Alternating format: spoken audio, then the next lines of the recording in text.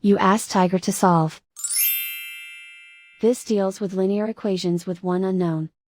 The final result is x equals 5. Let's solve it step by step. Simplify the expression. Expand the parentheses. Simplify the arithmetic. Multiply the coefficients. Group like terms. Combine like terms.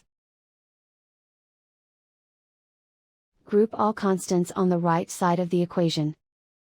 Add 5 to both sides. Simplify the arithmetic.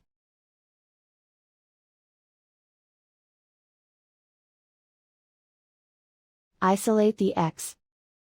Divide both sides by -16.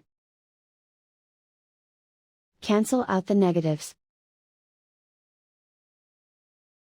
Simplify the fraction. Cancel out the negatives. Find the greatest common factor of the numerator and denominator. Factor out and cancel the greatest common factor. And so the final result is x equals 5.